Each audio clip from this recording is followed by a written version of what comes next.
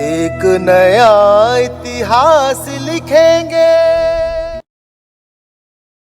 साथियों नमस्ते, मैं हूं ज्ञानेश वाकुड़कर और हम बात कर रहे हैं लोक जागर इंडिया चैनल में। मेन बात यह है कि आज सभी जानते हैं देश में शासन भाजपा का है, संघ का है, मोदी जी का है, अमित शाह का है, मोहन भागवत जी का है।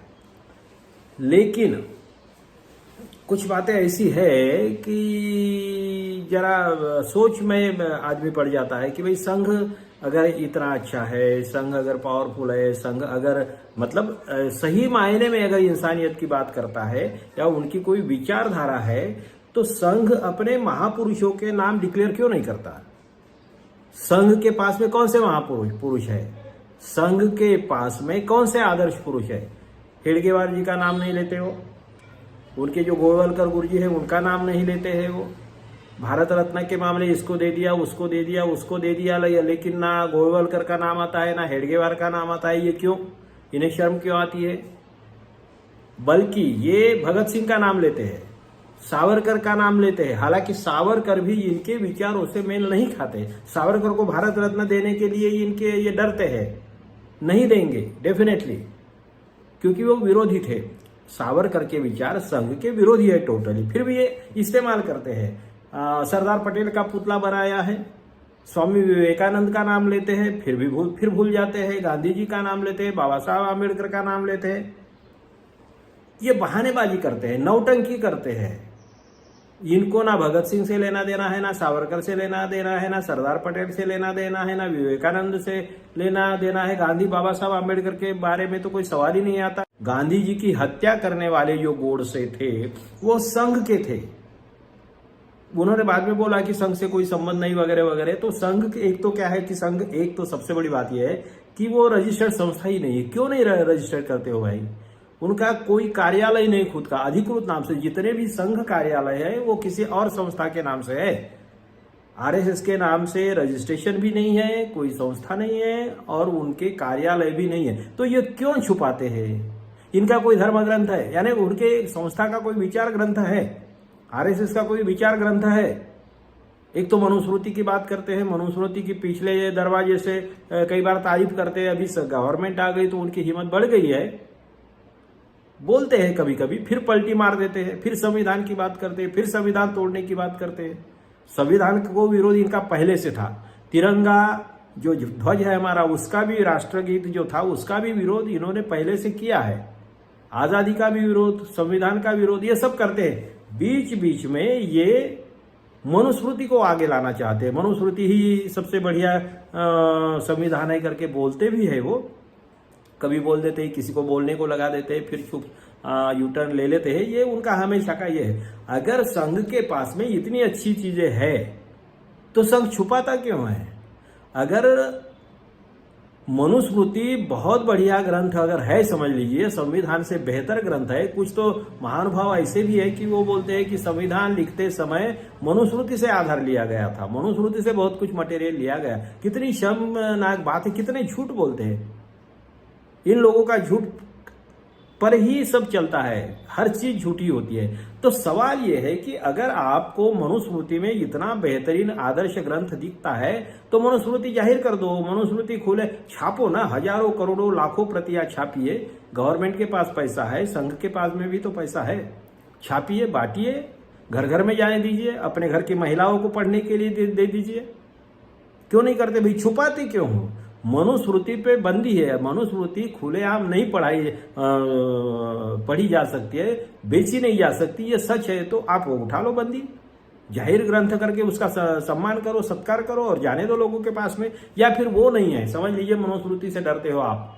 तो दूसरी बात है, बंच ऑफ थॉट्स नाम की किताब है जो उनके गोळवलकर गुरुजी थे, सरसंघ चालक, उनकी है। बहुत ही घटिया किताब है, द्वेष नफरत से भरी हुई है, कुटिल कारस्थान से भरी हुई है, इंसानियत को शर्मसार करने वाली चीजें उसमें लिखी हुई है।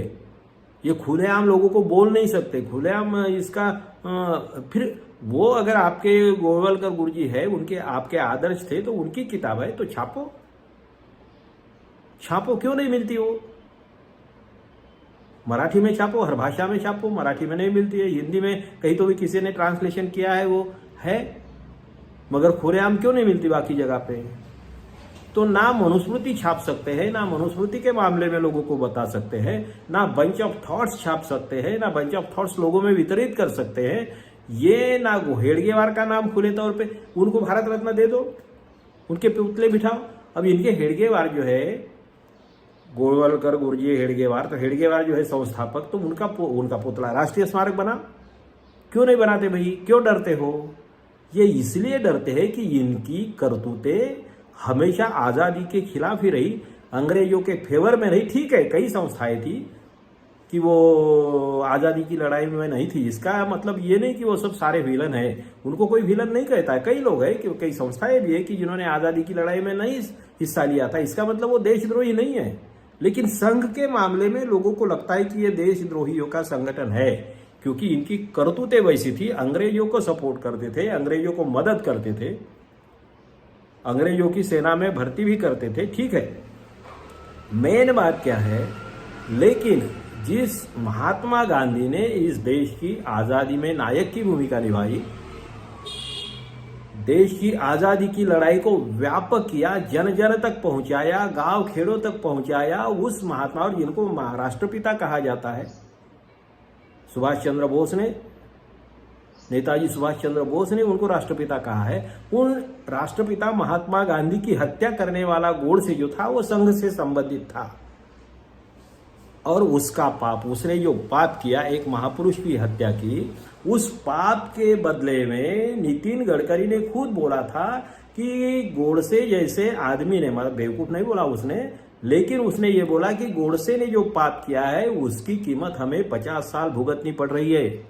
मतलब ब्राह्मण समाज को, भाजपा को या जनसंघ को, पहले वाले जनसंघ को, भाजपा को, संघ को, आरएसएस को और ब्राह्मण समाज को पिछले 50 साल से हम उसका पाप भुगत रहे हैं।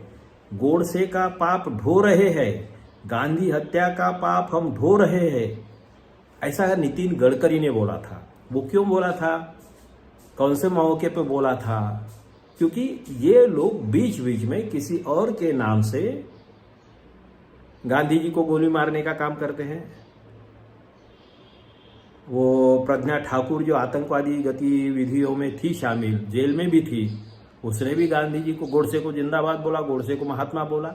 तो ऐसे पाप बीच बीच में करते हैं, तो इसका विरोध करने के लिए गडकरी ने बोला था कि पिछले 50 साल से हम ये पाप ढो रहे हैं। लेकिन इससे सबसे बड़ी बात यह है कि जैसे ही 13 में जब 12-13 में जैसे अपने नरेंद्र मोदी को के हाथ में इन्होंने जो भाजपा की कमान दे दी, और 14 में, उसके पहले तो गुजरात में मुख्यमंत्री थे, तो गुजरात में इन्होंने जो पाप किया, जो दंगे हुए, आगजनी हुई, कई चीजें हो गई, वो इतिहास फिर से दोहराने की जरूरत नहीं है। लेकिन वो जो पाप है देश के मत्थे, देश की छाती पे बिठा दिया, दिल्ली में बिठा दिया है। और मोदी 14 के बाद में आने के बाद, 14 के बाद में मोदी जी जो सत्ता में आ गए, और फिर शाह वगैरह वगैरह जो लोग हैं, इनके कारनामे देखे हैं, तो मोदी शाह ने मिलकर और योगी जैसे लोगों ने मिलकर जो भी कारनामे किए हैं वो सब देखते हैं। कई बातें हैं, कई बार बोले खुला भ्रष्टाचार, क्या पीएम केयर फंड का खुला भ्रष्टाचार, कोरोना के समय खुला भ्रष्टाचार, कई बातें हैं, अभी आ भी रहे। चुनाव आयोग में खुला भ्रष्टाचार, सुप्रीम कोर्ट में खुला भ्रष्टाचार, खुले कैसे कैसे न्यायमूर्ति। तो इन सब बातों को देखते हुए, इन सब बातों को देखते हुए अब बात ऐसी आ गई है, मगर लोगों को समझ में आ गया। इन्होंने करीब करीब 69 सीटों पे लोकसभा में अभी जो चुनाव हुआ 24 में, 69 सीटों में इन्होंने घपले किए हैं, ऐसे आरोप है। सुप्रीम कोर्ट में भी केसेस चल रही है, खुलेआम दिखता है। सभी यंत्रणाओं को इन्होंने तोड़ मरोड़ लिया है, अपने कब्जे में कर लिया है, ब्लैकमेल करते हैं, मर्डर करते हैं। जज लोया का मर्डर भी हुआ है।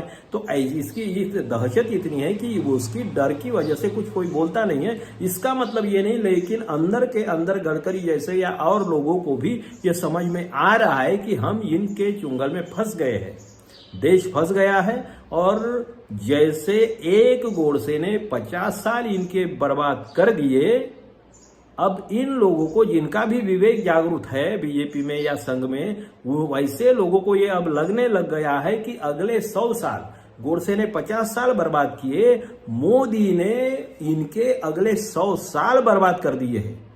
क्योंकि पहले कभी संघ का आदमी बोलता नहीं था कि मैं संघ में हूं, मैं संघ का कार्यकर्ता हूं, लेकिन अब खुलेआम बोलने लग गए। इनकी बदमाशियां सामने आ गई, इनके भ्रष्टाचार सामने आ गए। अरबों रुपए का संघ का कार्यालय कहां से आया पैसा? अरबों रुपए का संघ का कार्यालय है। और ये अभी देखिए कि जो खुलेआम बोलने लग गए थे, लेकिन फिर अब इनकी बदमाशियां कैसे सामने आ गई, इनका झूठ कैसा सामने आ गया। आप देखिए कि पहले कुछ साल पहले, 5-7-8 साल पहले, संघ के फोटो वो हाफ चड्डी वाले कहीं पे भी दिखते थे। कहीं बाढ़ आ गया तो संघ के लोग मदद कर रहे, कहीं आगजनी हो गई तो संघ के लोग मदद कर रहे, कहीं एक्सीडेंट हो गया तो संघ के लोग मदद कर रहे। ऐसे फोटो हर जगह पे आते थे। लोगों को लगता था कि संघ कितनी अच्छी काम संगठन है, बहुत अच्छा काम करती है। लेकिन अब क्या हो गया 14 के बाद में, मतलब जो इसके बाद में मोदी जी का जो ये हुआ, तो इनकी बदमाशियां और फिर वो मार्क किए हुए फोटो और ये बोगस फोटो, इधर के फोटो उधर चिपकाना, उधर के फोटो इधर चिपकाना, ये सब बदमाशियां सामने आ गई। और तब से देखिए पिछले 5-7 साल में संघ के फोटो नहीं दिखते हैं। संघ के फोटो हाफ चड्डी वाले और वो जो मदद करने वाले जो होते हैं ना, पहले आते थे, वो फोटो आजकल आना बंद हो गया। क्योंकि इनकी बदमाशियां सामने आ गई।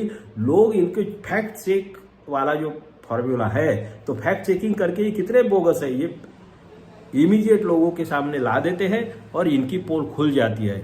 यही सारे पाप, मोदी के पाप, शाह के पाप, योगी के पाप, फडणवीस के पाप, बीजेपी के अन्य नेताओं के पाप, वो बिल्ला जो है लोकसभा में बैठे हैं, वो बिल्ला के पाप, वो तो धनखड़ जो है उपराष्ट्रपति, उनके पाप, कितने सारे मंत्रियों के पाप इनके सारे सामने आ रहे हैं। और ये संघ के लोग हैं। और ये अब खुल कर आने की वजह से लोगों को मालूम हो गया है। अब लोग चुपचाप है, कैसा ब्लैकमेल करते ये भी लोगों को मालूम है, कैसा पैसा ऐंठते हैं, कैसा ये हफ्ते वसूल करते हैं, कैसे मर्डर हो रहे हैं, खुलेआम मर्डर हो रहे हैं, सब लोग देख रहे हैं। अब लोग, जनता उब चुकी है, उनके लोग भी अंदर से ठगे हुए महसूस कर रहे हैं।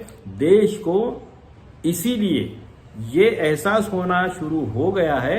अब अटल बिहारी वाजपेयी जैसे या सुषमा स्वराज जैसे या गडकरी थोड़े बहुत जैसे कुछ थोड़े बहुत सभ्य लोग थे, उनके बारे में भी लोगों ने उल्टा सीधा बोलना शुरू कर दिया है।